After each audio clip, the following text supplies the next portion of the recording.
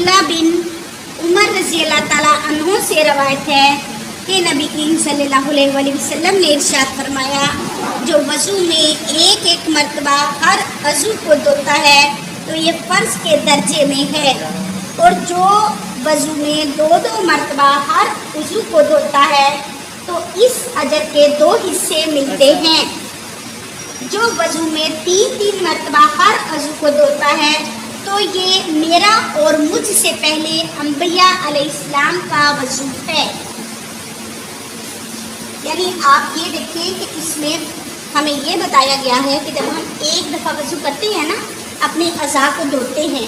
یعنی جیسے کلی کی، پھر ناک میں پانی ڈالا، پھر منہ دھویا، ایک ایک مرتبہ جب کرتے ہیں تو ہم سنت کے مطابق 3 مرتبہ ہی کرتے ہیں نا، آپ کو پتہ ہے نا۔ تو وہ ایک مرتبہ جو ہم کرتے ہیں وہ اس حدیث میں بتایا گیا ہے وہ فرض کے درجے میں ہے، اور جب ہم 2 مرتبہ کرتے ہیں تو اس کا اجر 2 حصے ملتا ہے، اور جب ہم 3 مرتبہ کرتے ہیں تو اس کا بتایا جا رہا ہے کہ یہ نبی کریم صلی اللہ علیہ وسلم سے پہلے انبیاء کرام جو آئے ہیں ان کے وضو کا بھی جو ہے نا، آپ یہ سمجھتے ہیں ہمیں اجر و ثواب ملتا ہے اس میں۔ یہ سنت، فرض، اور آپ یہ سمجھ لیں پہلے انبیاء علیہ السلام کا وضو ہے، یعنی جو ان سے پہلے ہے ان کا وضو ہے۔ تو اس وضو کے کتنے درجات ہو گئے سمجھ آئیے نا آپ کو؟ تو خوب خشوع اور خضوع سے وضو کیا کریں،